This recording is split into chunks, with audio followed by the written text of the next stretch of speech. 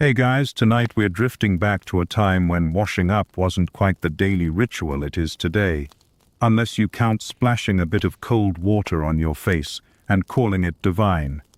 You're standing barefoot on packed dirt, a few chickens loitering by your ankles, while someone yells about bath water being ready. It smells like wet wood, boiled herbs, and something vaguely like feet, but you're excited anyway. Baths are a treat, not a given.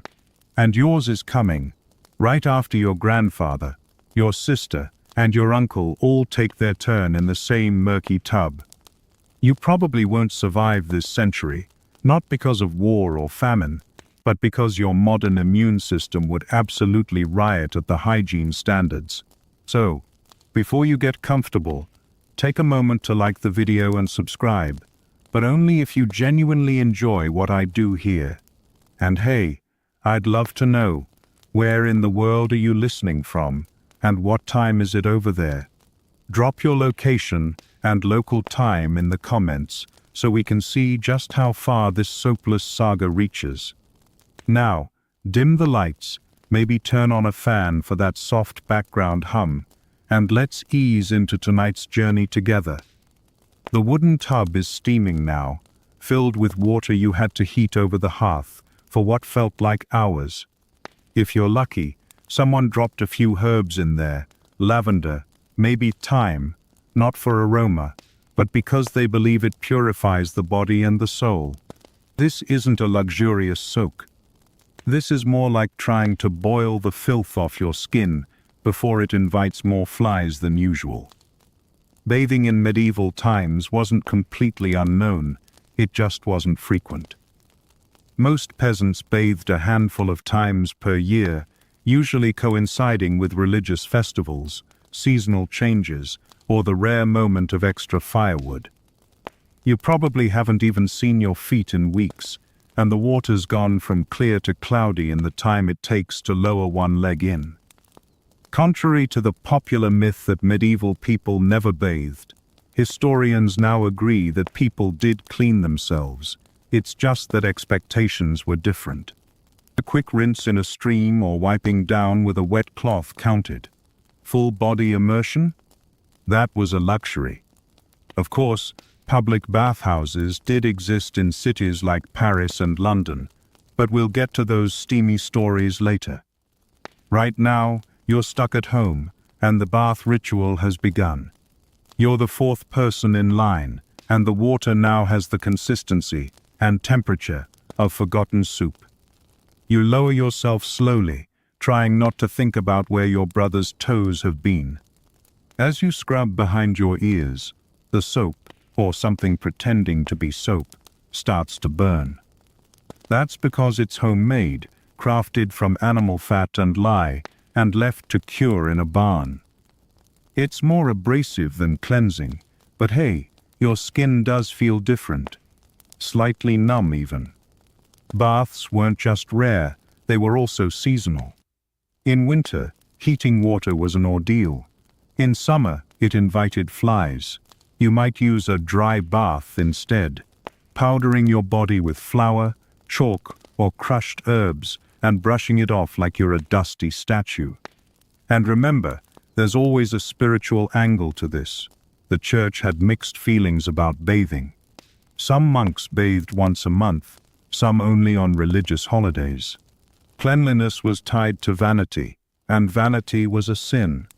Better to be humble and smelly than fragrant and damned. Still, the upper classes indulged more often. Nobles had access to large wooden tubs lined with linens and perfumed oils.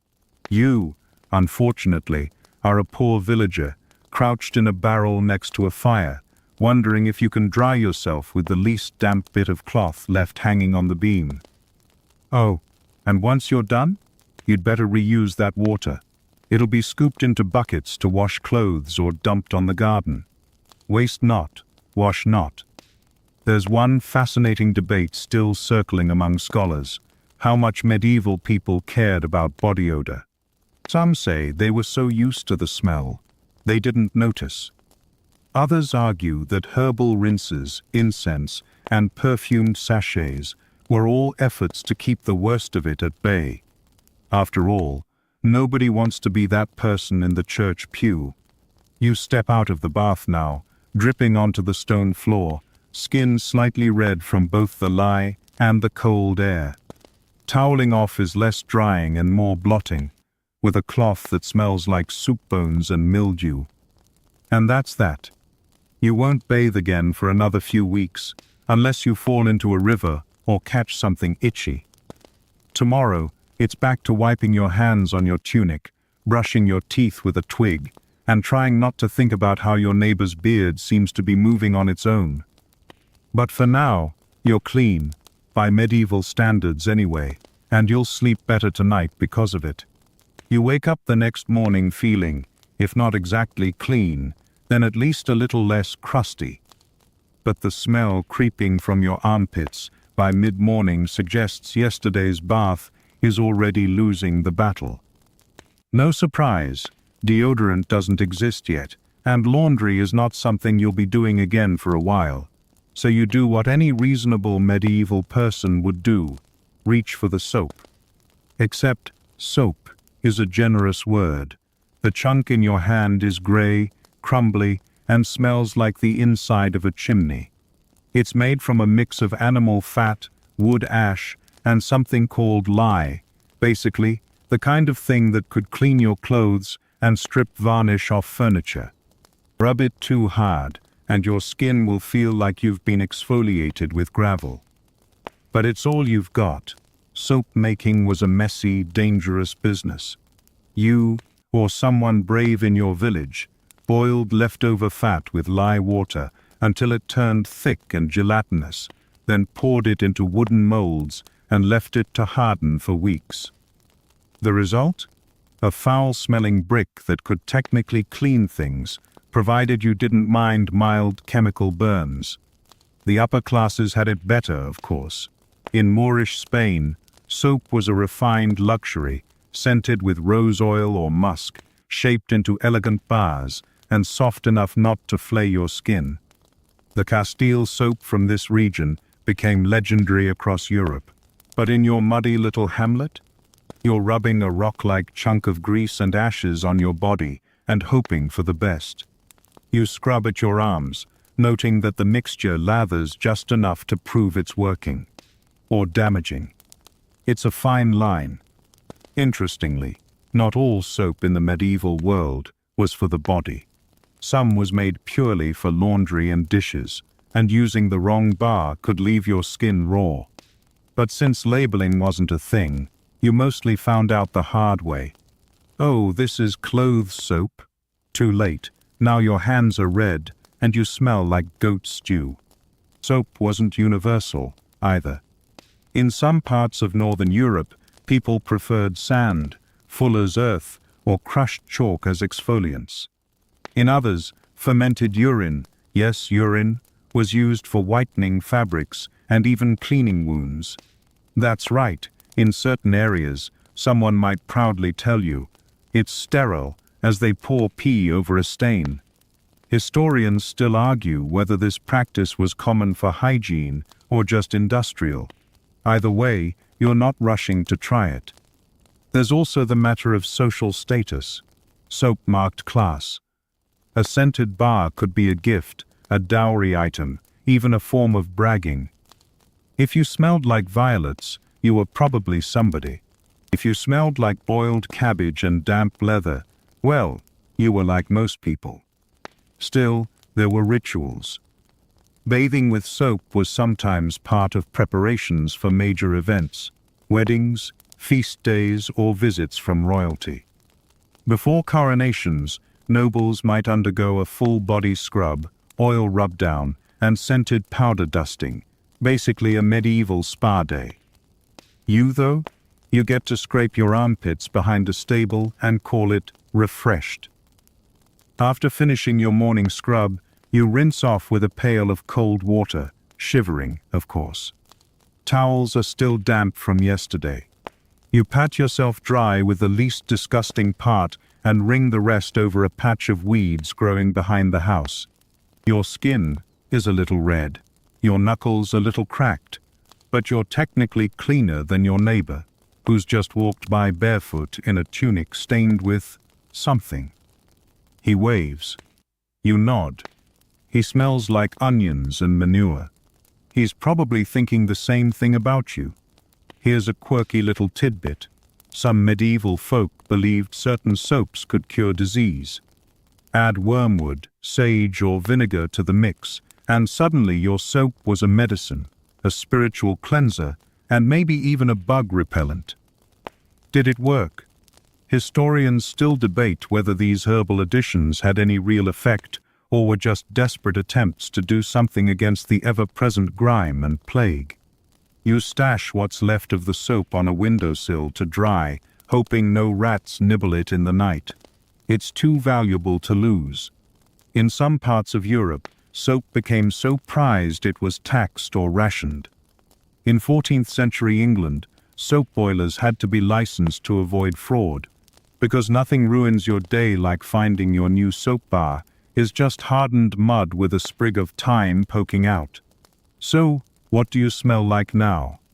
A little burnt, a little sour, but a lot better than you did yesterday. And hey, there's a certain medieval charm in it. The scent of survival, of effort, of one less layer of filth standing between you and a lice colony. Of course, by noon you'll be sweating again, and all your hard scrubbing will be undone by a quick trip to the garden or a chase after a runaway pig. But for now, you've made peace with the soap, and your skin hasn't fully peeled off. You're winning. By mid-morning, the soap's sting has faded, though your skin feels just a bit tighter, like it's not sure whether it's clean or just traumatized. But your mouth is a whole other story. You step outside and yank a small branch from the hawthorn bush near the path. It's knobbly, not particularly fragrant, and covered in a bit of dew. Still, this is your toothbrush, or the closest thing to one. You peel the bark off one end with your teeth, chew the exposed fibers until they fray into a rough little brush, and begin scrubbing. Welcome to dental hygiene, medieval style. People did care about their teeth, perhaps more than you'd expect. Archaeologists have discovered toothpicks made of metal, bone, and wood, as well as manuscripts mentioning mouth rinses made from vinegar, mint, and even honey water. The goal wasn't a sparkling Hollywood smile. It was keeping your teeth in your head long enough to chew mutton by 40. This chewing stick method is ancient, used from Egypt to India, and medieval Europeans often used herbs like sage, rosemary, or fennel to give the brush a little antibacterial kick. But you're just working with bark and determination. You scrub your molars until your gums tingle, then rinse your mouth with a mouthful of water from a shared clay jug. It tastes a bit like metal and moss, but you spit and move on. Toothpaste, such as it was a DIY affair, a powder made of crushed salt, burnt bread, and ground eggshells. Some added powdered charcoal for extra cleaning power. That gritty crunch between your teeth? Totally normal. Not enjoyable, but normal. You might also clean your teeth with a linen cloth or a feather, though the feather is probably more symbolic than effective. Either way, the goal was more about scraping than polishing. Now, here's the twist. Medieval dental health might not have been quite as disastrous as pop culture suggests. Sure, abscesses, cavities, and lost teeth were common, but the diet, low in processed sugar, meant less plaque than we deal with today. Historians still argue whether medieval people had better overall dental health than post-industrial populations. It depends where you lived, what you ate, and whether you ever got kicked in the mouth by a horse. You glance at your reflection in a piece of polished metal. Your teeth are functional, yellowish, slightly crooked, but mostly intact. For now. If you're noble, things get weirder. Some elite households used powdered gems as tooth polish, crushed pearls, for example, which may sound luxurious but was terrible for enamel. Nothing says decadence like slowly sanding your teeth away with your own jewelry. Oh, and don't forget the breath. Without gum or mints, people turn to parsley, cloves, and mint leaves. You might carry a little pouch of herbs around your neck for both scent and spiritual protection. Whether it helped your halitosis is another story entirely. There's a fun fringe belief floating around at this time that worms cause toothaches. Not metaphorical worms, literal ones, wriggling inside your molars. This theory persisted for centuries. People believed these toothworms chewed holes in your enamel, and some even claimed to see them squirming out when they yanked a bad tooth. Historians debate whether they were real parasitic worms, nerves, or just traumatized hallucinations during extractions with zero anesthesia. Speaking of extractions, let's talk tools. The medieval dentist was often the town barber or blacksmith. If your tooth hurt badly enough, you'd sit in a wobbly chair while someone with questionable hygiene yanked it out using iron pliers. No numbing, no warning. Just a firm grip and maybe a slug of ale beforehand. You remember old Martin down the lane? He had a full set of wooden teeth carved by a coffin maker. They clacked when he chewed and were held in place with beeswax and prayer. Not ideal, but after too many untreated infections, it was either that or eating porridge forever. And yet, vanity persisted. In certain courts, especially in Italy and France, white teeth were considered fashionable. Some women used vinegar rinses or powdered coral to lighten theirs. Others just kept their mouths shut and smiled with their eyes. No selfies to worry about after all. Your chewing stick is now worn to a pulp. You toss it into the firewood pile and make a mental note to find a mintier branch next time. Your teeth feel not great, but less fuzzy. That's a win. Later, you might rub a dab of honey on your lips or chew on fennel seeds, both for flavor and a hint of freshness. Or maybe you'll skip all that and accept that morning breath is just a shared human experience, like taxes or awkward silences. For now, you wipe your mouth on your sleeve and head off to begin the day. Behind you, someone else is picking up a twig from the same bush. It's a small ritual, but it connects you, one frayed stick at a time. As you begin your day, the sun's climbing higher, and the familiar itch returns, subtle at first, then insistent. You scratch behind your ear, then the back of your neck, then a spot near your collarbone.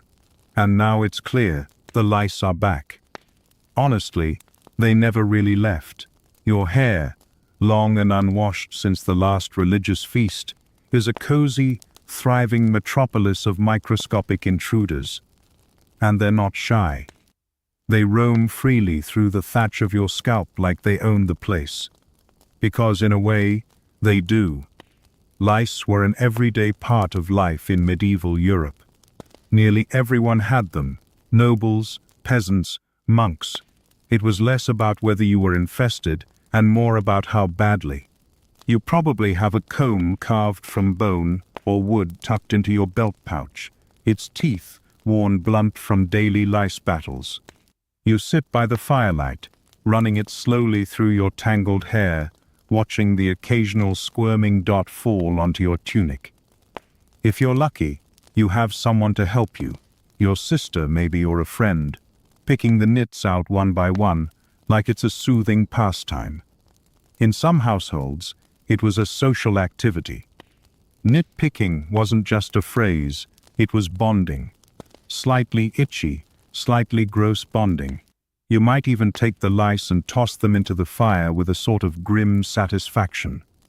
One down, 1,000 to go. Lice weren't your only roommates.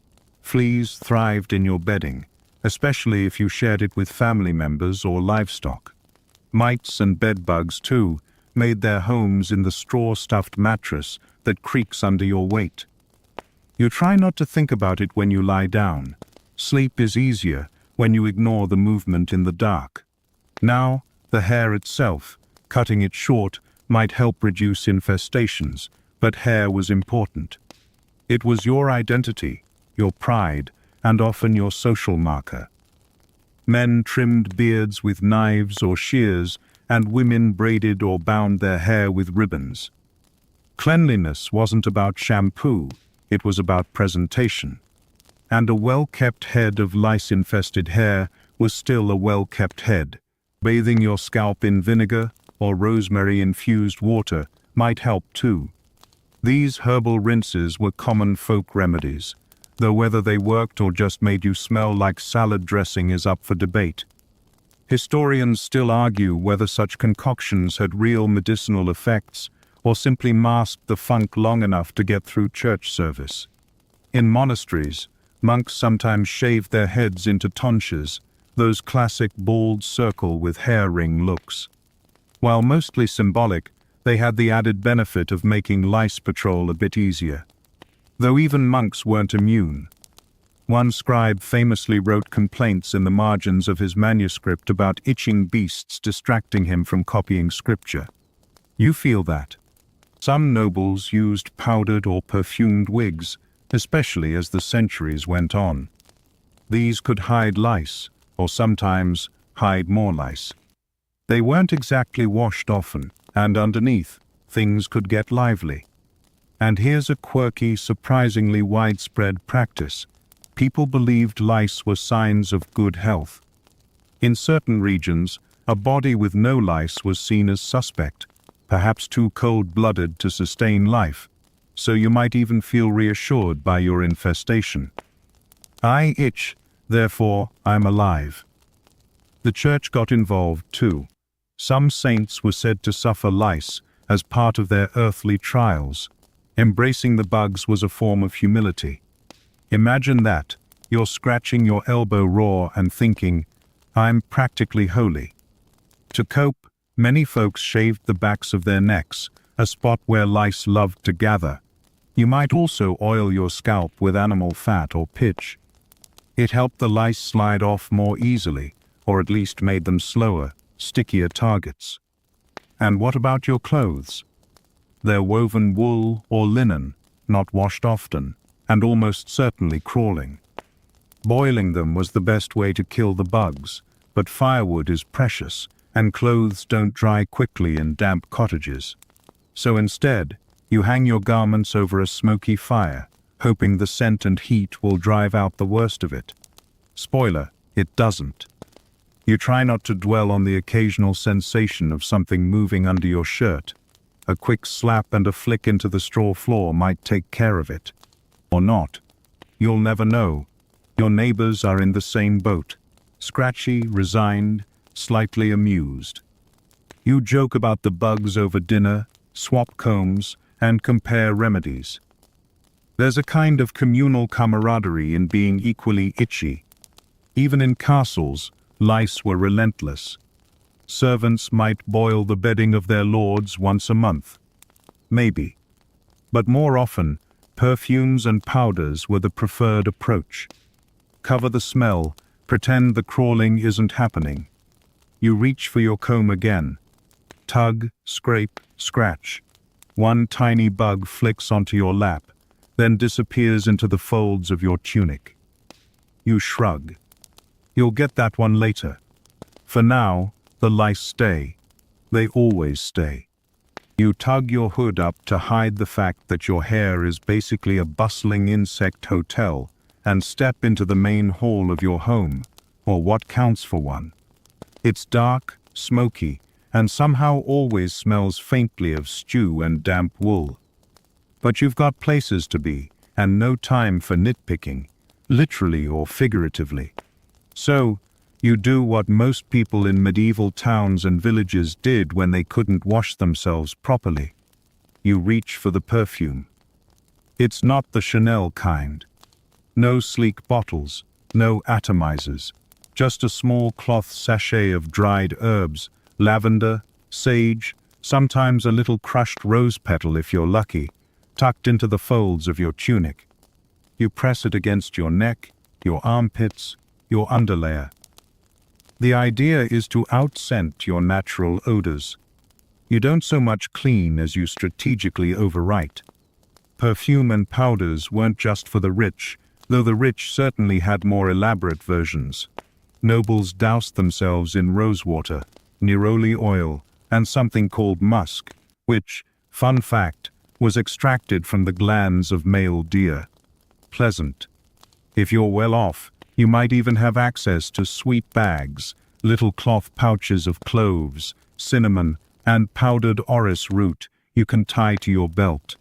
Walking into a feast smelling like cinnamon was the medieval version of rolling up in a Ferrari, unmistakable and mildly obnoxious.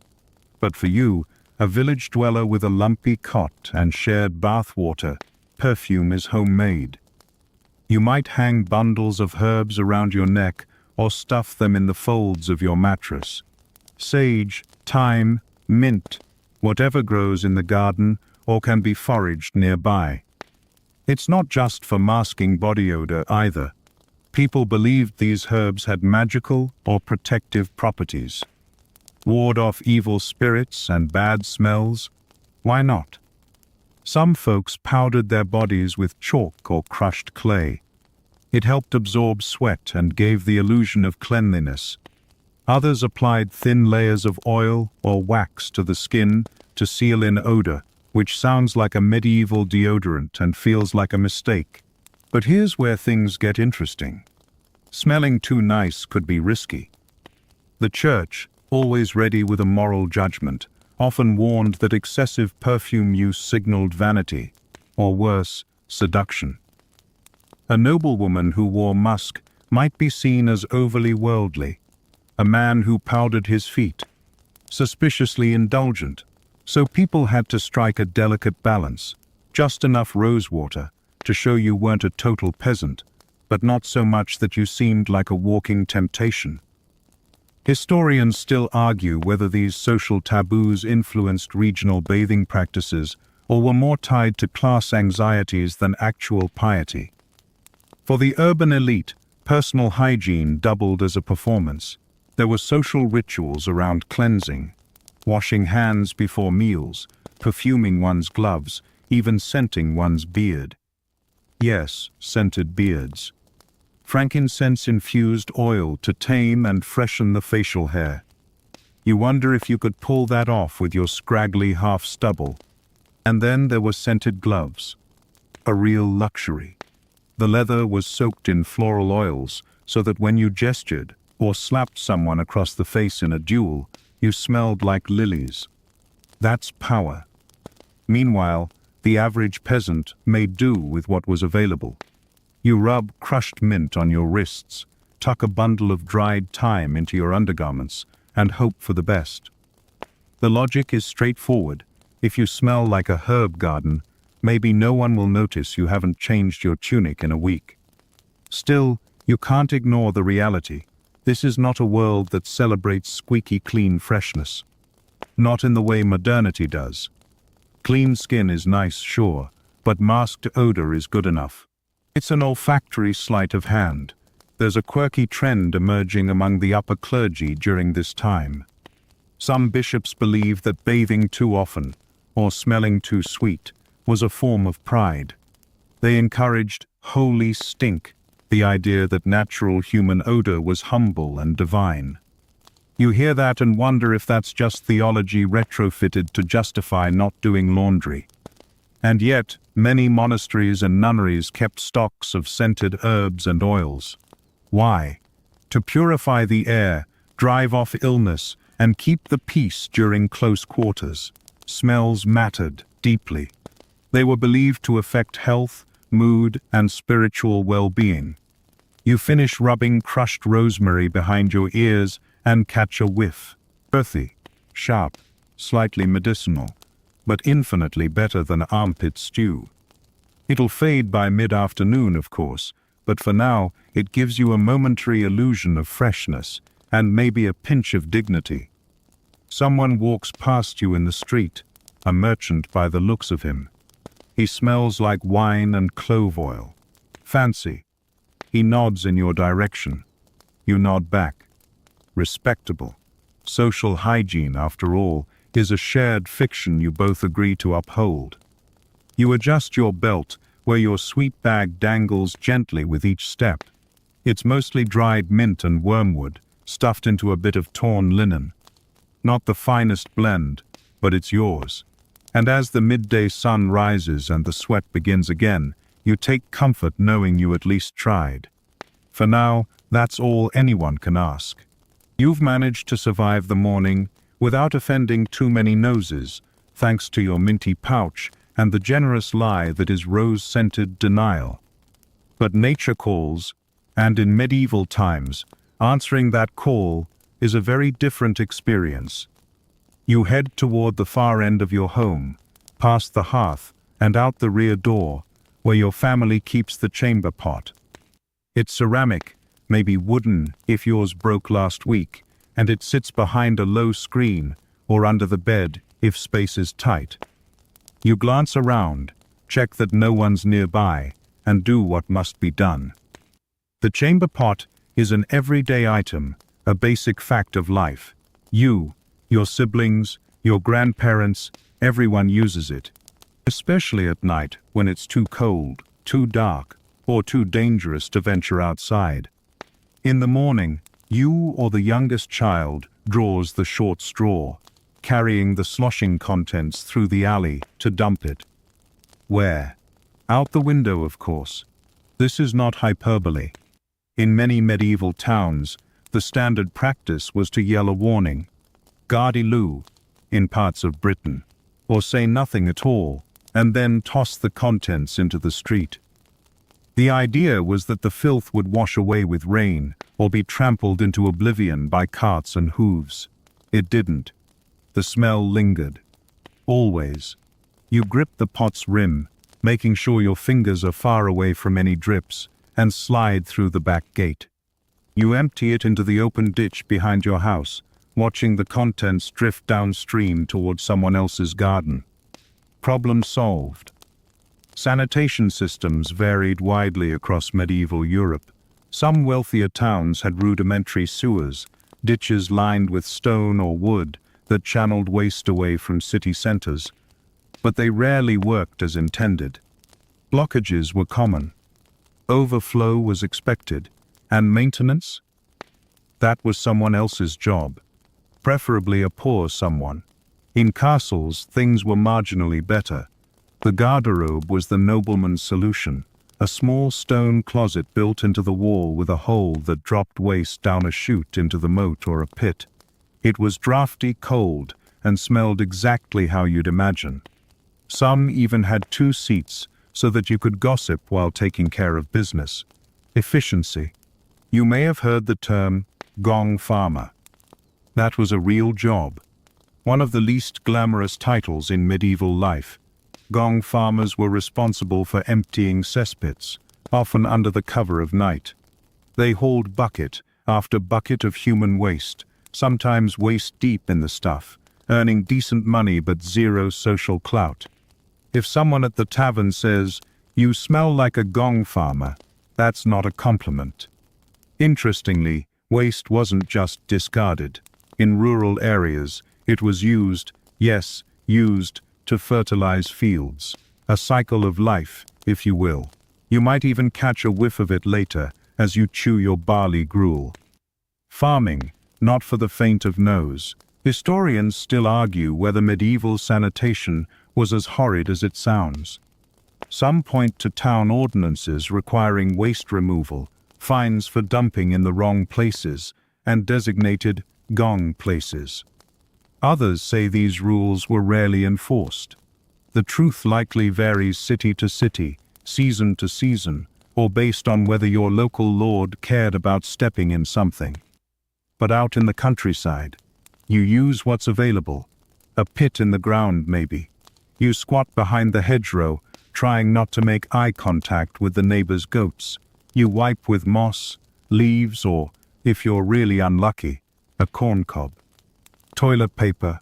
Try the last page of an old prayer book. Desperate times. And let's not even get into the flies. Back in the village, Children treat the waste-streaked street like a playground. You sidestep puddles that may or may not be rain. Chickens peck at things you'd rather not identify. You see someone toss their pot out the second-story window without so much as a warning. You flinch. It misses. Barely. To cope, some people walk with long staffs, not just for balance but for testing puddles. Is it water or something else? You prod before stepping. A simple strategy.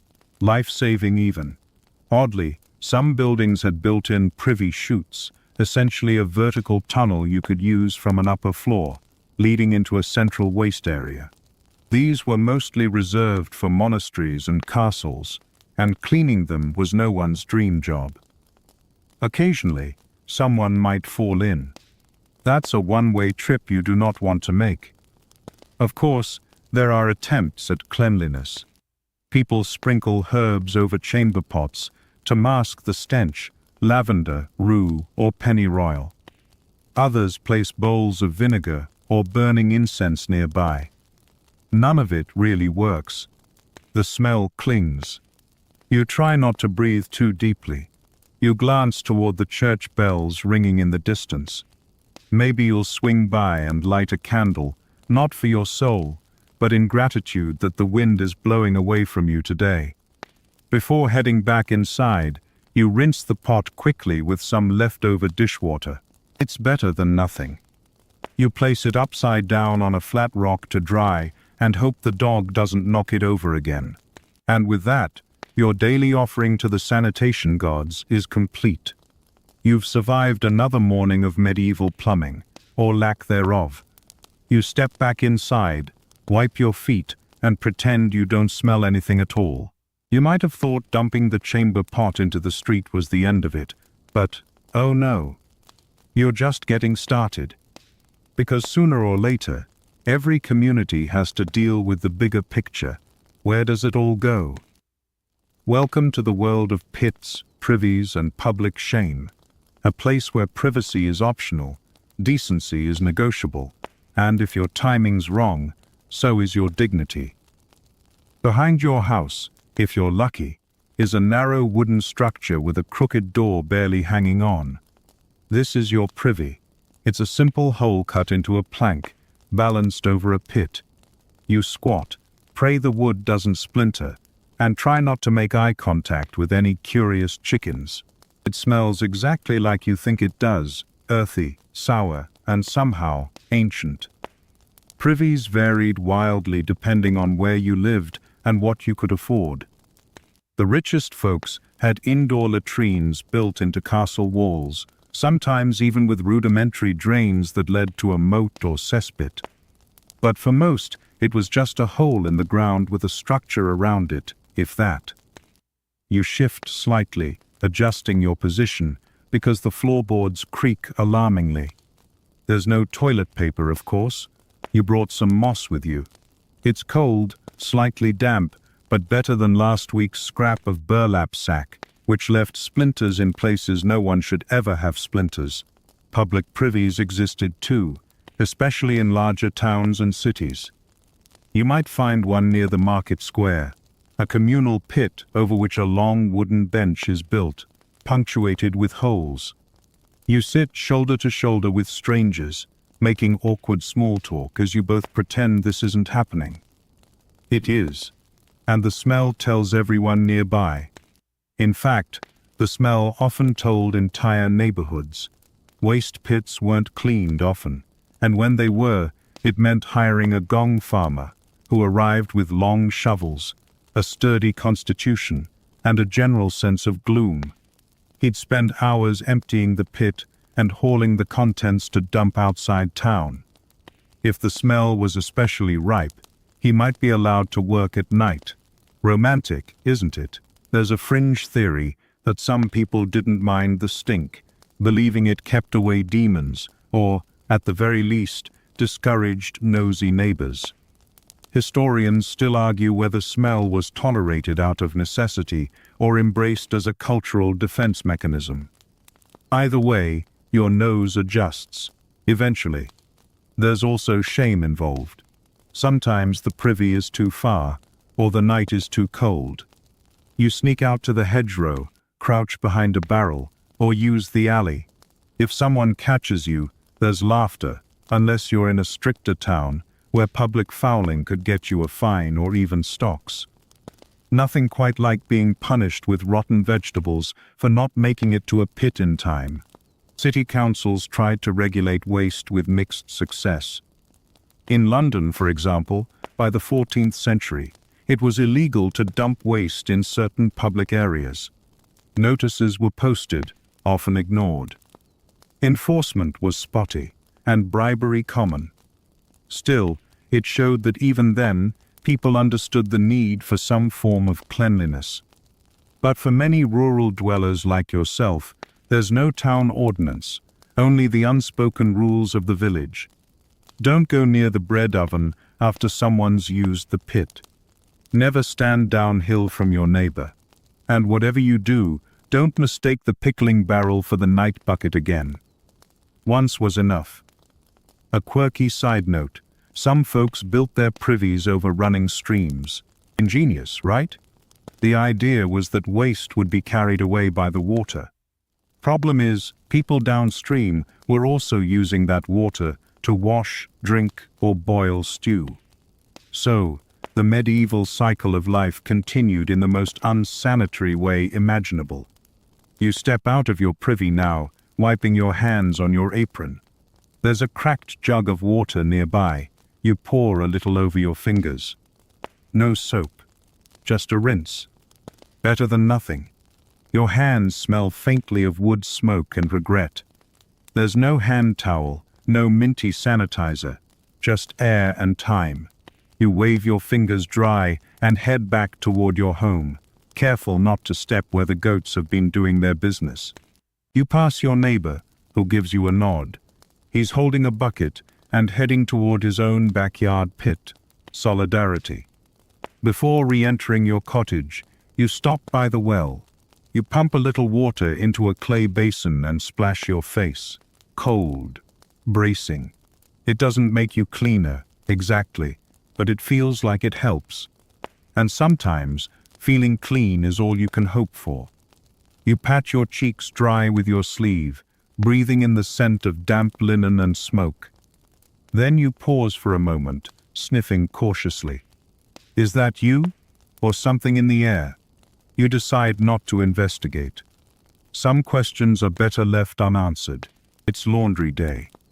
You didn't plan it that way, but after sitting on a patch of something suspiciously wet in the common area and discovering yesterday's stew had leaked into your only undertunic, you no longer have a choice. The smell alone has declared war on your senses. Time to face the river. You gather your linens, well, the single outer tunic, one inner shift, and a pair of woolen hose that have been steadily stiffening into sculpture. Laundry in the medieval world is less about fresh lemon scent and more about beating something until it stops smelling like goats. There's no soap in sight, not the crumbly bar you used to strip your skin last week, not even the gritty gray stuff reserved for dishes. Instead, you pack a sack of ash, some coarse sand, and a cracked paddle carved from beechwood. You sling your bundle over your shoulder and trudge toward the nearest stream. The laundry place isn't marked. You just know where it is, the flat rock near the bend, with enough current to carry suds away and enough privacy to avoid being gawked at by teenage shepherds.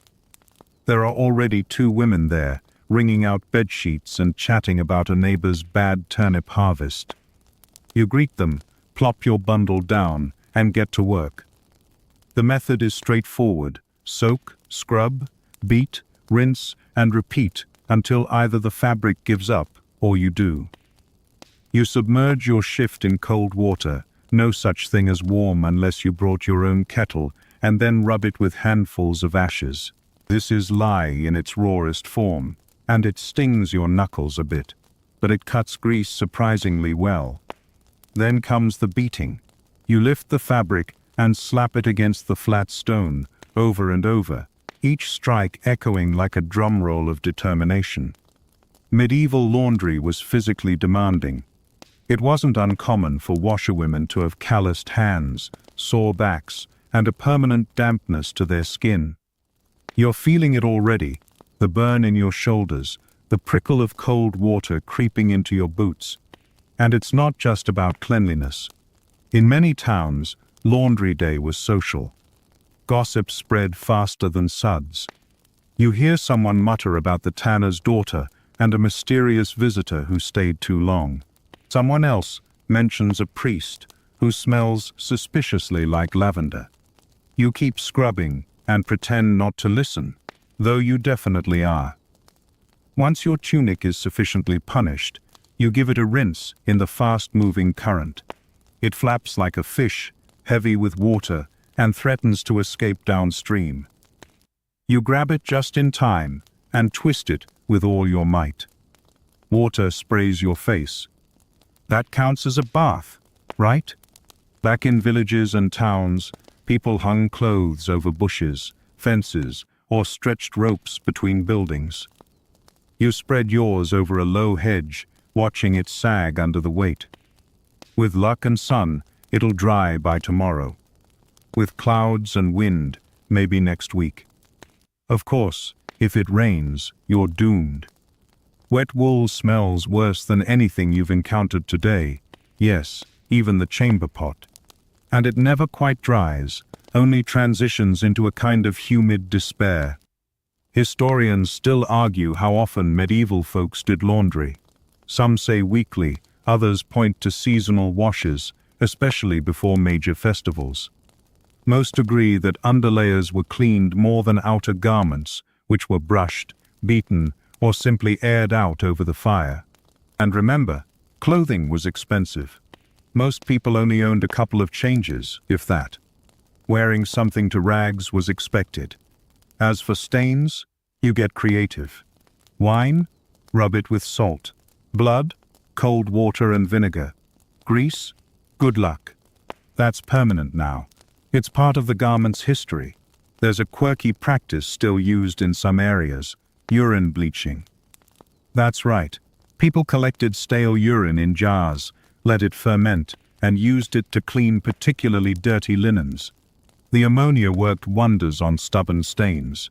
You haven't gone that far yet, but you know someone who has. You avoid sitting on her bench at church. You glance down the riverbank and see a cluster of children splashing in the water near the dump site. They're playing Float the Feather in the same stream that carries everyone's laundry suds, dishwater, and probably bits of last night's stew. You try not to think about it. Once your clothes are hung and dripping, you wring out your shift and put it back on, damp and cold against your skin. There's no privacy to change. Modesty must make way for practicality. You nod your farewells to the women at the river, who are now discussing who's been hoarding herbs from the communal garden. You tuck your laundry paddle under your arm, hoist your empty basin, and begin the walk back to your home. Each step squishes slightly in your boots. Your hands are raw. Your back aches. But your tunic smells vaguely of rosemary and wood smoke, and that's a victory. You smell less like someone who's been outside, and more like someone who's survived it. Laundry done, pride restored, and just maybe, for the next couple of days, you'll pass unnoticed in the olfactory chaos of medieval life. The next morning begins with a cough. Not yours, someone else's, hacking through the thatch walls of the cottage next door like a wet saw. You recognize the rhythm. 2 deep coughs, 1 wheeze, and a long sigh. That's old Willem. He's been sounding like that since Candlemas. Still upright, though. Probably. Illness is everywhere. Always. You feel a little scratch in your throat and immediately wonder, bad air? Something you touched? Or just the damp chill of your still not quite dry tunic from yesterday's river adventure? In medieval life, hygiene and health are deeply tangled, but not always in the ways you'd expect. You don't get sick because of germs. No one's invented that idea yet. You get sick because your humors are out of balance, or because God is testing you, or because you passed too close to a foul-smelling ditch. Bad smells mean bad air, and bad air means sickness. Miasma theory, they'll call it much later. You rub your chest, reach for a scrap of cloth you've infused with vinegar and sage, and hold it to your nose. The sharp tang cuts through the morning air. It's your medieval version of a face mask, believed to protect you from corrupted air. And while it won't do anything to prevent actual infection, it feels safer. That's half the battle.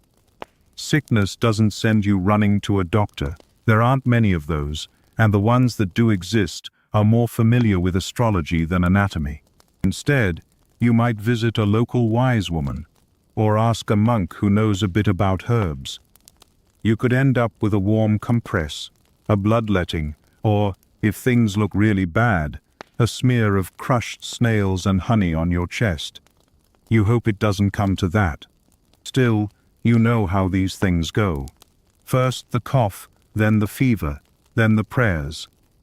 A few days in bed, wrapped in every cloth you own, while your family smudges the room with burning herbs and hangs garlic above the door. Cleanliness during illness isn't just about hygiene, it's about ritual. Washing your hands with vinegar, cleaning wounds with wine, sprinkling holy water into a basin to draw out the evil. Some monasteries had surprisingly advanced sick rooms. Infirmaries run by monks followed daily washing routines, hands, feet, faces, and had clean linens changed regularly. The Benedictines were especially keen on cleanliness, believing that bodily care was part of serving God. A monk might bathe more than a peasant ever could. In fact, monastic infirmaries were cleaner than most royal courts. There, a healer might prepare poultices made from ground mustard seed, or apply goose grease to the chest to loosen the phlegm. You've tried both. Neither worked. But the goose grease did make your tunic oddly shiny for days. Bloodletting is the next line of defense. You've seen it done. The village barber ties a strip of cloth around a patient's arm, makes a quick cut with a small blade, and drains a few ounces of blood into a bowl. To balance the humors, he says. You nod like you understand, though mostly you're wondering where that bowl goes afterward. Sometimes leeches are used instead. Not the swamp kind. They're specially collected, stored in jars, and brought out when someone needs a cooling. You once heard about a lord who kept a personal leech pouch. Fashionable and functional. If you're really unwell, they might clean you up for death. That's when the serious washing happens. Warm cloths, scented oils, carefully combed hair. For some people, it's the only full bath they ever get. Better to meet the angels clean, someone will say. You'll nod politely, thinking mostly about how you'd prefer to stay alive and smelly. There's a fringe belief you've always found strange, that certain saints can cure specific diseases. You've seen people make long pilgrimages to a holy spring, strip off their clothes, and wade in hoping to cure leprosy or blindness. Some leave behind a scrap of cloth, a sort of offering, soaked in the same water they believe holds divine healing. Historians still debate whether these rituals were purely symbolic or whether the cool, flowing water itself did some physical good. Either way, faith and cleanliness are rarely far apart. You dab your eyes with a clean linen square, just in case. You feel healthy today, but tomorrow is never promised. Maybe that scratchy throat was nothing. Maybe not. Back at home, you prepare a rinse of boiled thyme and vinegar to wash your hands. The water is warm, fragrant, a little sharp. You clean under your nails with a sliver of stick. That's something the monks taught the villagers years ago. Clean nails mean clean meals. You try to remember it every time you eat with your fingers, which is always. Your cousin once tried to impress a visiting noble by pretending to wash his hands twice a day. He nearly passed out from the cold water. But the noble noticed, praised him for his godly habits. He's now married to the noble's daughter. Cleanliness may not save you, but it can certainly elevate you. You look down at your freshly rinsed fingers, still stained from yesterday's laundry, but better. You feel a little more secure in your skin. And sometimes, that's the best medicine available. The sun is dipping low, casting long shadows across the village rooftops, and with the evening chill comes a hush. It's quieter now, less bustle, more muttering, the sound of spoons clinking against clay bowls and shutters creaking closed. You make your way toward the edge of the village, toward the one place that somehow always feels cleaner than anywhere else. The monastery. It rises behind a low stone wall, modest but orderly. The paths are swept. The windows, though small, glint with some faint inner light. Even the chickens wandering the courtyard look tidier, somehow. You pass under the arch and feel the shift instantly. The air smells like rosemary and beeswax, and the silence, thick, humming silence, feels oddly comforting. You're not here to pray. You're here to work. You've been given permission to help Brother Anselm with the laundry and water, hauling in exchange for a meal. It's a good deal. He's known for his cleanliness. Some call him the gleaming one, half mocking, half reverent. And in the grimy hierarchy of medieval hygiene, monks like him are practically royalty. He greets you with a nod and points toward the bathhouse, yes, bathhouse, that the brothers use once a week. It's a simple stone room, one side open to the herb garden. A copper basin rests on a low stool, with water already warmed from the fire. You hesitate. He gestures again. Use it, he says softly. We've plenty tonight. You step inside and peel off your outer tunic. It smells like river, ash, and hard days. You lower yourself into the basin and let out a long, involuntary sigh. The water is lukewarm, perfect really. You take a cloth soaked in rosemary oil and rub it over your arms. The scent is heavenly. Sharp, fresh, earthy. A cleansing of both skin and soul. Monasteries had some of the best hygiene practices in the medieval world. Rule-bound and structured, monks followed strict routines, washing before meals, bathing weekly or monthly, depending on the order, and keeping their dormitories as clean as possible. Some even maintained detailed schedules. Who bathes when, what gets laundered, how often the straw bedding is changed. You dip the cloth in the water again and wipe behind your ears, then your neck. The dirt comes off in visible streaks. You feel reborn. Interestingly, not all monks bathed equally. Cistercians, for example, valued austerity. Too much bathing could be seen as vanity. Others, like the Cluniacs, believed cleanliness honored God and made for better communal life. Historians still argue whether these practices were widespread or exceptions to the medieval rule. But tonight, you're just grateful for the bucket of warm water and the quiet. Brother Anselm returns with a fresh tunic, coarse wool, clean, simple. He sets it beside you without a word and leaves. You dry off with a stiff linen square and change. The tunic smells like sun-dried thyme and wood smoke.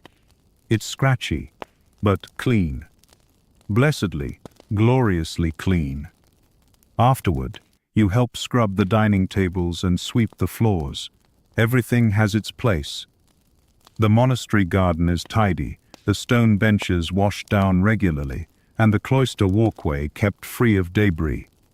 You start to wonder if monks discovered some secret form of medieval soap you've never heard of. Or maybe it's just discipline and lots of free time.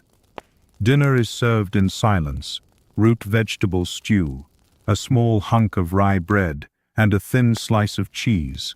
You bow your head, grateful not just for the meal but for the calm.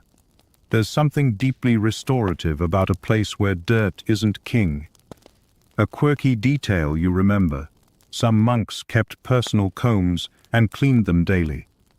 There were even monastic punishments for untidy habits, like failing to wash your hands before Mass. Cleanliness, in some orders, was next to godliness and enforceable by guilt. You helped dry the bowls, careful not to clatter, and carry a bundle of clean linens to the dormitory.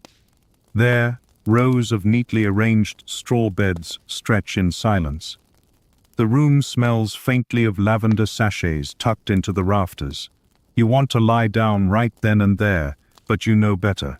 Outsiders aren't allowed to sleep here.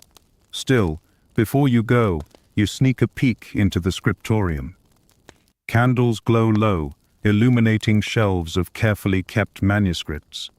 You imagine the monks copying texts by hand, each letter formed with clean fingers and reverent focus. No inky smudges, no lice scratching, just quiet industry. The thought strikes you as oddly soothing, a place where cleanliness is routine, not luxury. Where washing your feet isn't a once-a-season event, but a spiritual preparation. You return to the basin and empty the water gently onto a patch of earth lined with mint. The steam curls up into the cool night air, fragrant and soft. You wipe down the basin with a cloth, just as Brother Anselm would, and hang the cloth to dry. As you leave the monastery, a bell chimes the end of evening prayer. You nod to the gatekeeper, who smiles and says nothing. No need. You walk home in the dark, tunic rustling against your legs, skin still tingling from the rosemary. You'll itch again tomorrow, no doubt. But for tonight, you are the cleanest person in the village, and it feels like a kind of magic. The next morning, you wake to chaos, and it's not from roosters or church bells. It's from the sound of shrieking, stomping, and the unmistakable crash of something wooden being broken in half. You sit up just in time to see a barefoot child sprint past your door, trailing straw, mud, and what may or may not be part of a goose. Children, they are filthy, fearless, and, most impressively, completely unbothered by it. In the medieval world, kids are less seen and not heard, and more heard long before you see what they've destroyed. Hygiene? Not exactly top of their to-do list. The average child considers cleanliness something that happens to them, usually involving a struggle, yelling, and a bucket of cold water. You step outside to find 3 of them chasing each other around a barrel of soaking laundry. One trips and falls, face first, into the washwater, pops up giggling, and flings a wet sock at his sister. She shrieks, not because she's wet, but because that sock hasn't been washed yet. Medieval children don't have the luxury of childhood the way modern folks imagine it. They work young, marry young, and get dirty very young. Diapers? Forget it. Babies are wrapped in swaddling cloths that get changed, occasionally. When they're older, they relieve themselves in corners, behind bushes, or quite often, wherever they happen to be standing. You remember this from your own childhood, your mother chasing you down with a rag dipped in vinegar water, trying to scrub your ears while you tried to climb under the table. Clean children were rare, suspicious even. If a kid showed up to market looking too tidy, people would wonder what he was hiding. Bathing children is a chore of epic proportions. You haul water, heat it over the fire, and then try to convince a squirming little mud goblin to sit still while you wipe the visible dirt off his neck. Just his neck. That's the compromise. He'll scream if you go for the ears. There's a fringe belief in some villages that bathing children too often will make them sick. Something about opening the pores and letting in bad air. Historians still argue whether this was a widely held view or just an excuse by tired parents who couldn't face another bath time tantrum. You finally corner one of the kids near the haystack. He's sticky, barefoot, and smells like onions and sheep. You dip a rag in your basin and begin wiping his face. He grimaces like you're using acid. You clean one cheek before he bolts again, leaving you with a damp cloth and an existential crisis. Despite the grime, children aren't neglected. They're rough and messy, sure, but they're watched by siblings, by neighbors, by whole communities. A muddy child is a normal child. A quiet one is what really gets people worried. Hair is usually left long or cut bluntly to keep lice manageable. You've seen mothers combing their daughters' hair with oil and fingers, singing softly while tiny bugs drop onto the floor. Boys often shave the sides of their heads or wear caps to hide the mess. No one has time for styling, just function. Clothes are handed down until they literally fall apart. A tunic patched 15 times is still wearable. Underlayers might get washed every now and then, but outerwear, you just brush the mud off with a stick and call it good. There's something admirable about their immunity to filth. You've seen children fall in a pig trough, get up, wipe their nose on their sleeve, and continue chasing a frog. You once stepped in the same trough and nearly cried. Kids just accept it. Dirt is life. You try to get them to wash before supper. It's a losing battle, but you manage to get most of them to rinse their hands in a basin. Not scrub, just rinse. And not all their fingers, just enough to satisfy the illusion of hygiene. One particularly stubborn boy has his own method. He licks his palm and wipes it on his tunic. "See," he says proudly. "Clean." You choose not to argue. Interestingly, schools, where they exist, sometimes emphasize cleanliness as a sign of discipline. A well-brushed student with clean fingernails is more likely to be favored by the local priest or tutor. But that depends on whether the child even attends school. Most just learn from watching, mimicking, and surviving. By the end of the day, the children have accumulated a new layer of grime, several bruises, and at least one suspicious rash. You tuck them into straw mattresses under patchwork blankets, their faces smudged with soot and sleep. You watch them doze off and wonder, how are they still this cute? They may be feral, but they're yours. And maybe, just maybe, they'll grow into adults who bathe once a week, use lye soap without screaming, and clean their teeth with actual mint twigs instead of chewing on boots. Maybe. But not today. It's market day, and you're heading into town. You've bathed recently, by medieval standards at least, and dabbed on your rosemary mint rinse. You've even brushed your teeth with the least splintery stick you could find. You should feel confident. And yet, as you pass through the gates and into the narrow alleys of the town center, you start to second-guess every choice you've made. Because here, in the jostling crowd of vendors, pilgrims, and jugglers, smell is a social language all its own. And it turns out, yours might be speaking the wrong dialect. You pass a woman wearing a veil that wafts frankincense with every step. Her gloves are perfumed, her bodice faintly dusted with orris root. She's not just clean, she's curated. That's when it hits you. Smelling nice here isn't just about hygiene. It's a social weapon, a signal, a statement. But careful, too much fragrance can say the wrong thing. In many medieval communities, smelling clean was viewed with suspicion. Soap and scent were associated with indulgence, vanity, even lust.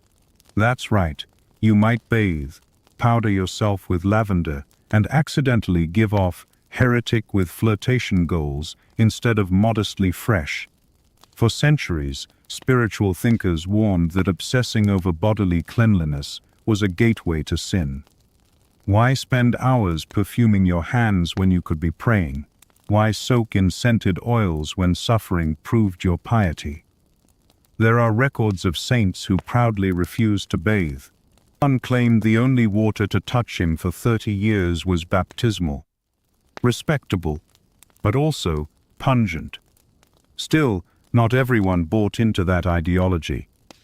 The nobility understood the political value of fragrance.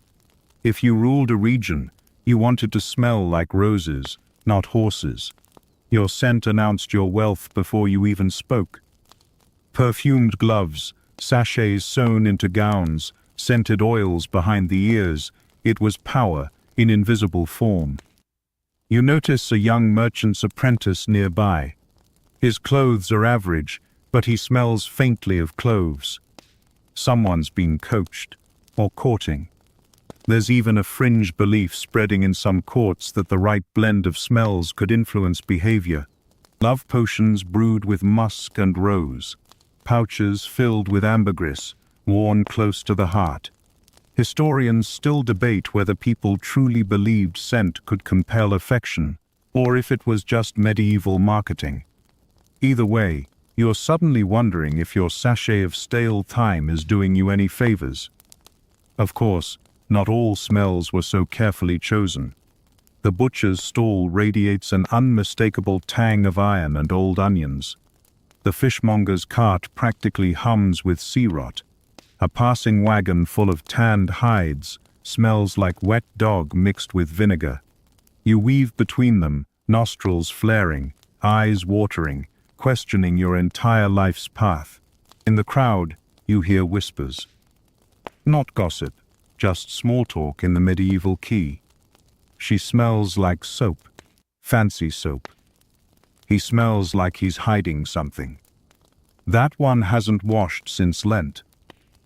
You remember an old superstition. If you smell too good, people might think you're trying to cover something up, like disease or sorcery. There's a story about a healer who wore rosewater every day and was eventually accused of witchcraft. Too fragrant, too mysterious, too untrustworthy. Still, you push forward. You're here to buy barley and, hopefully, a fresh rag. You pass a monk handing out blessings and something that smells like myrrh. He's clean, ritually clean, which is different from indulgently clean. And everyone knows it. You stop by the cloth seller, who raises an eyebrow at your scent. Time, he asks. You nod, sheepish. He grunts. Better than turnips. You take that as a compliment. Here's the real trick. The smell of cleanliness is entirely subjective. A farmer might think fresh hay and sweat is the scent of hard work. A noble might think anything short of violet water is barbaric. A monk might smell of beeswax and ink. And you? Somewhere in between. Suspiciously herbal but harmless. You secure your barley, barter for the rag, and take one last loop through the square before heading home. A small child walks by you, points, and says, "You smell like soup." Their mother hurries them along. You try to decide if that was an insult. You decide to let it go. By evening, your sachet has lost its scent. You toss it into the hearth and watch it crinkle and vanish. Tomorrow, you'll make a new one, maybe with lemon balm, if you can find it. And tomorrow, you'll go out again. And once again, your scent will say something about you before you even open your mouth. Here's hoping it says, "Clean enough to trust." You're back in town, but this time not for barley or gossip. Tonight, you're here for steam, the bathhouse. You'd heard the rumors, hot water, real benches, even, brace yourself, soap that doesn't sting. You weren't sure it was real, but now, standing at the worn wooden door beneath the swaying sign of a basin and towel, you realize it's very real, and very steamy. You pay a small fee, 3 copper coins, and a promise not to cause trouble, and step inside. The air hits you like a wall, warm, damp, spiced with herbs and humanity. The bathhouse is part sauna, part social club, part chaotic indoor swamp. A long communal pool sits in the center, with smaller side chambers offering hotter water, cold plunges, or services that aren't strictly hygienic but are definitely popular. You find a spot on the bench and start peeling off layers. You try to fold them neatly, but your tunic flops into a puddle. Too late. It's wet now. It joins a pile of damp fabric in the corner where modesty goes to die. Medieval bathhouses were surprisingly common in cities across Europe. From Paris to Prague, people gathered in these steamy rooms not just to bathe but to socialize, conduct business, and even eat meals. For a brief window in history, before the Reformation and plague paranoia, public bathing was the medieval version of a health club, tavern, and dating site all rolled into one. You ease into the water. It's hotter than expected. You wince, then melt. Muscles unknot. Dirt loosens. Thoughts drift. A worker hands you a bar of scented soap, actual soap, soft and sweet-smelling. Probably made with olive oil and marjoram. You use it slowly, savoring the lather, wondering if this is what royalty feels like every day. You scrub until you can't remember the last time you were this clean. Or this pink. Next to you, a merchant is talking loudly about wool prices. Two women are arguing over a shared comb. Someone is singing. Someone else is definitely not just bathing. You turn away, focus on your scrubbing. Bathhouses had a reputation, and not always a wholesome one. In many towns, they were the center of community life, but also targets of moral outrage. Clergy warned that too much nudity led to sin. Cities tried separating men's and women's hours. Didn't always work. Some even had adjoining rooms for, shall we say, post-bathing activities. The line between relaxation and reputation destruction was famously blurry. You rinse off and climb out, grabbing a rough linen towel that's drier than expected. A luxury. There's a table in the corner offering light food, dates, warm milk, maybe a hunk of cheese. Bathing is hard work after all. You nibble while watching the steam curl off your arms. You smell like lavender and salt. You could get used to this. Interestingly, some doctors of the era encouraged bathing, for the rich, of course. They believed heat could rebalance the humors, open pores, release bad air. But too much? Risky. You might soften the body, or become vulnerable to spiritual corruption. Historians still argue whether this wariness of baths was more medical, moral, or just fear of public scandal. You hear someone next to you brag they've bathed 3 times this month. This month. The room goes quiet for a second, impressive, or deeply concerning. Opinions vary. You spend one more luxurious minute soaking your feet before moving to the cooling bench.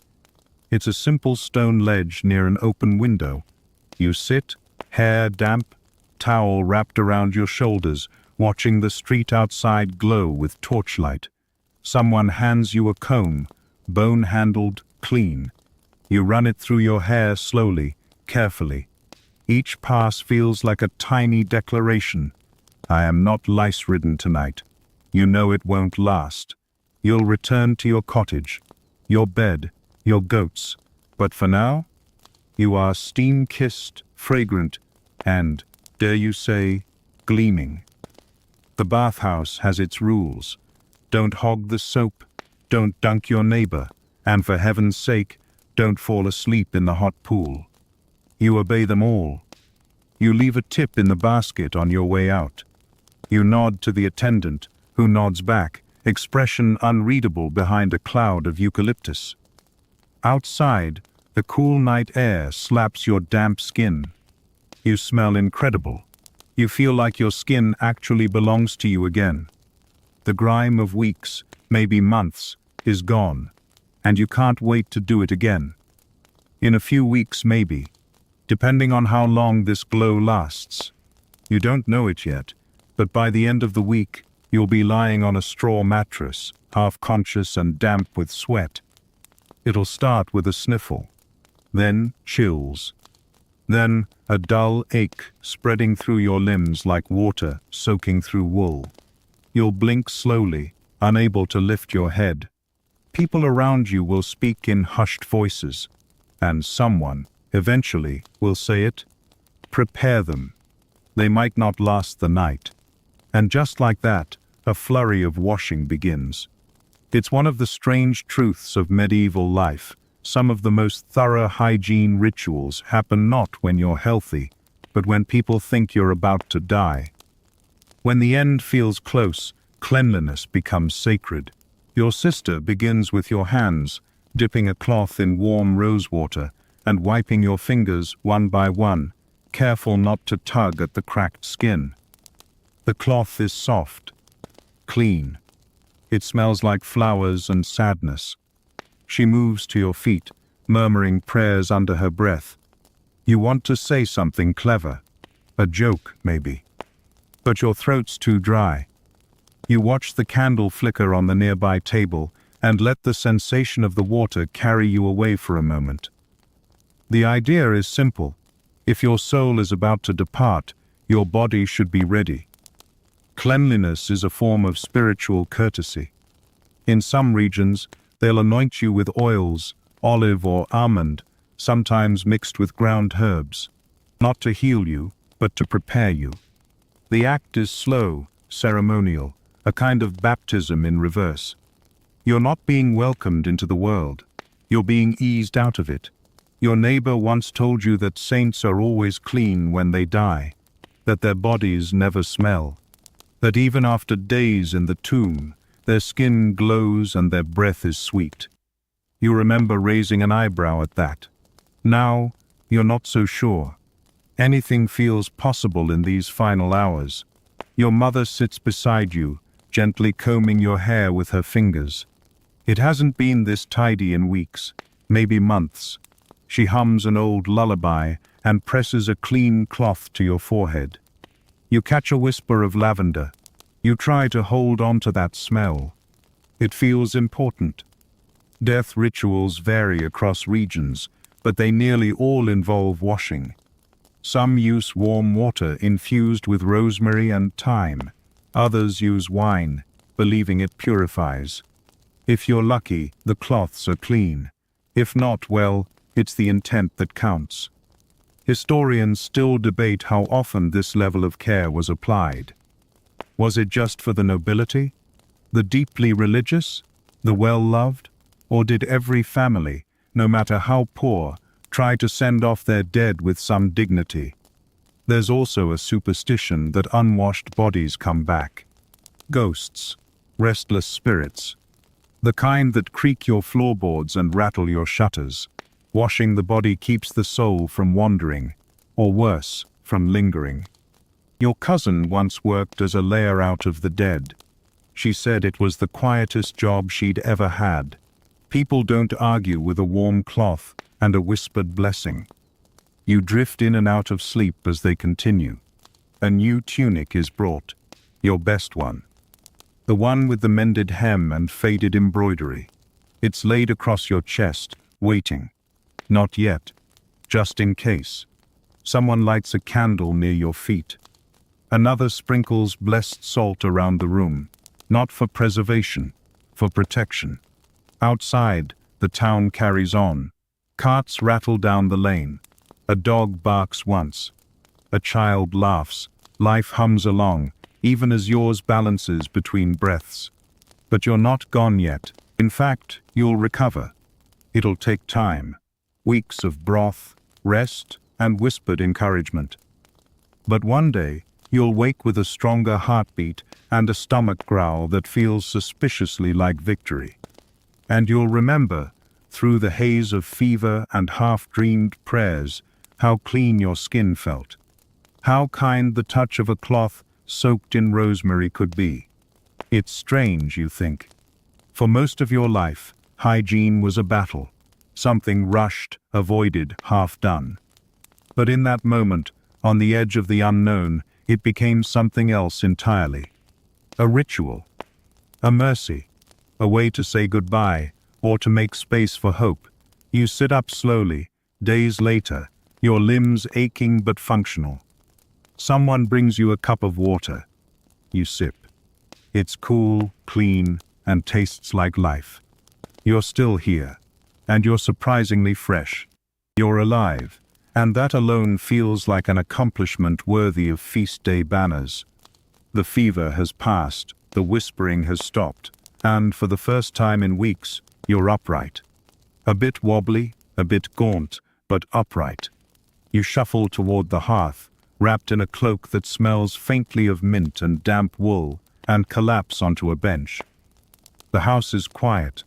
Outside, the breeze carries a familiar medley: wood smoke, manure, baking bread, and something else, something distinctly human. Because here's the final truth you've always known but never quite acknowledged: medieval life just smells. You live in a world of sweat and soot, chamber pots and goat pens, hay and hearth ash. The scent of your world is layered and lingering, and no matter how many rosemary rinses you take or mint twigs you chew, it clings to you like a second skin. Still, you've come to appreciate its nuance. There's the waxy tang of candles melting on the altar, the must of old books in the scriptorium, the sharpness of vinegar used to clean hands before meals, the warm, yeasty exhale of fresh ale in the tavern, the dusty musk of grain sacks in the cellar, the sour wood scent of your own boots drying near the fire. These aren't bad smells, not all of them anyway. They're familiar, they're alive. Even the truly awful ones, the latrines in summer, the fish cart in the sun, the tanner's vats, have their place. They remind you that this is a world in motion. Unfiltered, unperfumed, unapologetically real. Your bed calls to you now. The straw mattress has been shaken out, the linens scrubbed at the river, dried in the wind, and brought in warm from the midday sun. You lay down slowly, nestling into the folds. The blanket smells faintly of soap. Not the harsh lye that stings your knuckles, but the softer kind from the monastery, made with bay leaf and tallow. A gift from Brother Anselm, wrapped in a wink and a muttered, "Don't tell the abbot." You run your hands over the cloth, marveling at how clean can feel so earned. You recall all the ways hygiene has woven itself through your life, unevenly, sometimes unwillingly, but persistently. You remember beating laundry into submission by the river, the sting of vinegar on cracked hands, the warm fog of the bathhouse, and the quiet reverence of your near-death washing. You think of children laughing as they smear jam into their hair, of nobles misting their gloves with rosewater and whispering gossip in perfume clouds. You think of lice combs, tooth twigs, sweet bags, and your own bag of dried mint now hanging by the door, retired but respected. Historians might argue forever about how clean the medieval world really was. Whether people bathed monthly or yearly, whether soap was used for scrubbing flesh or just pretending to. But you know this much for certain: cleanliness, in your world, is a battle fought daily, with boiling pots, with blessed herbs, with buckets, with sheer will. It's not perfection. It's perseverance. And tonight, wrapped in the scratchy comfort of sun-warmed sheets, you are enough. You close your eyes, and now the fire crackles low in the hearth. A single log sighs into ember. Somewhere outside, an owl calls once and falls silent again. You shift under your blanket, limbs heavy and warm. The rough weave of linen beneath your fingertips is familiar, grounding. The room around you, stone walls, wooden beams, faint scent of herbs drying from the rafters, feels still, peaceful. You let your breathing slow, in through your nose, out through your mouth. The noise of the day fades, the bustle of markets, the splash of laundry water, the distant clatter of wooden clogs on cobblestone, all of it softens into memory. Your skin is clean, your hands are warm. The straw mattress beneath you cradles every curve like it's known you forever. You think of lavender, how it smelled when tucked under your pillow. Of rosemary, sharp and green, drifting from bathhouse steam, of the soap from the monastery, the way it clung to your skin for hours after. Clean or not, fragrant or foul, you've lived another day in a world that never stops moving. And now, you are still. Let the world outside continue. Let it churn and clatter and smoke. You've done enough for one day. Let your breath deepen. Let your limbs grow heavy. Let your mind drift. You are safe. You are home. You are at rest. Sleep now. Sleep deep. Sleep well.